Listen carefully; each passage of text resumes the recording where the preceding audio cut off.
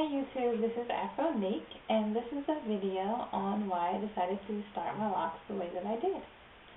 So, I started my locks with 2-strand twist, and I'll just kind of go through the different methods and why I decided those weren't for me. So, starting with sister locks, I decided not to go that route due to the price, and then also I knew I wanted to do my locks myself. And I knew you can't really do that with sister locks. And then also as far as maintaining them, I knew I wouldn't want to try and maintain that many locks. And then another method is coils, and I decided not to do those just because I felt like I knew I was going to be washing my hair a lot in the beginning, and I didn't think that the coils would hold up as well as 2-strand twist will with all the washing, so I decided not to do those. And then for braids, I did my hair before in individual smaller braids, and they were just really thin. And so I knew I didn't want to start out with those because I kind of wanted a kind of a thicker look.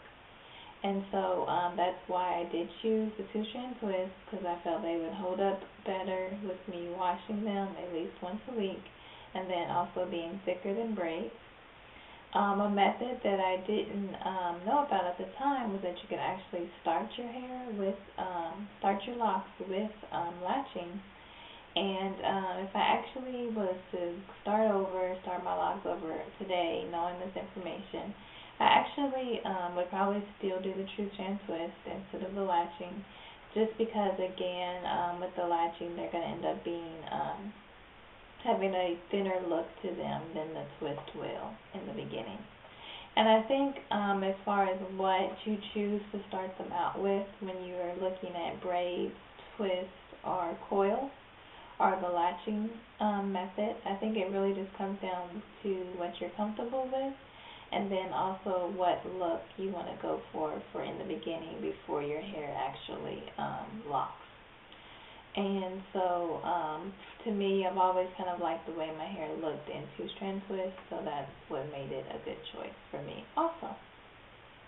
And so then, as far as the kind of the shape of the partings and the partings that I decided to do, I knew that I didn't want to do brick layering, and brick layering is just like how they lay bricks, and kind of the point of it is that, you know, you have your bottom row and then you have that row on top, to where the top row, the locks or the twist will fall in between the bottom row and cover up those parts, so it gives you a fuller look.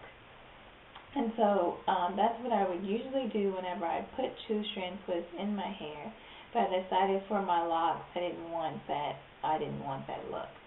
I'm going for kind of more of an organic look, so I didn't want that during the period where my parts are really visible.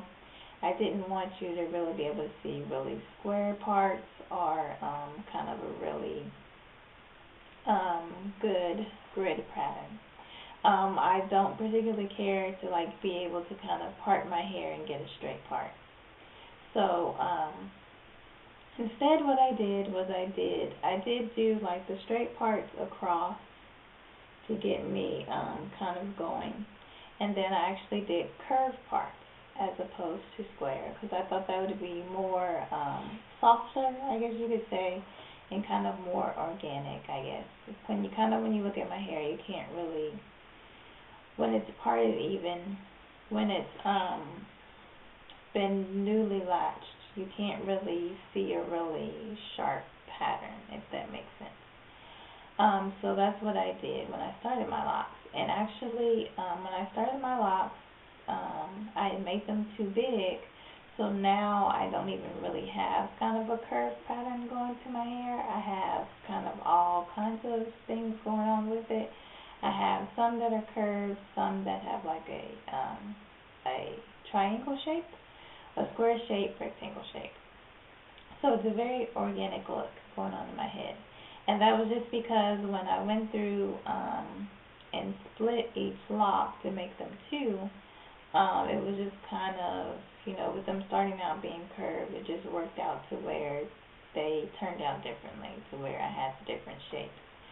And so it wasn't really important to me that I have all the same shapes, so it wasn't a big deal to me. And so it's kind of made for inconsistency in my locks as far as the size with them also. But again, that's something that doesn't really bother me. Um, like I'll show you, for example, this is one of my thicker locks, and then one of my smaller locks is that one. So you can see there's a pretty big difference between them. And part of it could just be because they are in different locking stages. So I think they'll become a little bit more similar in size, but they will stay, to where they are going to be two different sizes. And I'm fine with that. I think it goes for a unique look, and I think individually it may look kind of weird, but when you look at my locks as a whole, it's not that noticeable, and I think it looks great. One of the things that I actually did when I was kind of doing my research and deciding what I wanted my locks to look like, which I'll just say that, you can just try to plan and do certain things with hopes they'll be a certain thickness and they'll look a certain way, but just depending on your hair texture, it may not necessarily be the case. But I was looking at pictures, and I saw, I was kind of analyzing what I liked and what I didn't like. And one of the things I had noticed is that I saw a head of locks to where each lock looked like they were the same exact size, and they were like perfectly cylindrical. And so I actually realized that I actually didn't like that. That I actually wanted my locks to be different sizes and to not be perfectly symmetrical, from the root to the tip. And I was actually looking at one of my older videos on my lock updates, and I had said that I wanted bumpy locks. And then I was thinking, and I was like, I don't know why I said I wanted bumpy locks. And I can kind of figure out what I was thinking. It's not that I want like a lock to be like really small and then all of a sudden there's this big bump. I don't want that. But I don't have a problem with them kind of having a little bit of inconsistency with them. I think it kind of adds to uniqueness and kind of an organic look, which is what I'm going for. So that's kind of what I want as far as that's concerned. So that's why I made my locks the way that I did, and I'll show you kind of roughly kind of the pattern. I guess it's not a pattern, but I'll show you kind of what my scalp looks like and kind of the different shapes that I have going on. I haven't lashed my hair in a little bit over a month, so it may be a little hard to kind of tell, but I think you can get the idea of kind of what it looks like.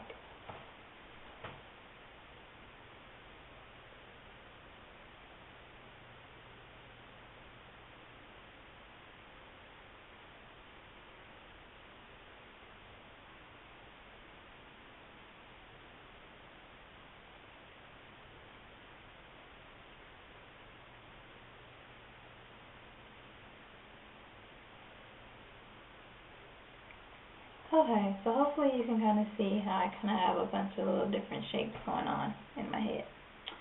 So hopefully that's helpful if you're thinking about starting your own locks. It kind of gives you some things to think about as far as how you want to kind of set them up. And if you have any questions, let me know. And hopefully this was helpful. And as always, thanks for watching.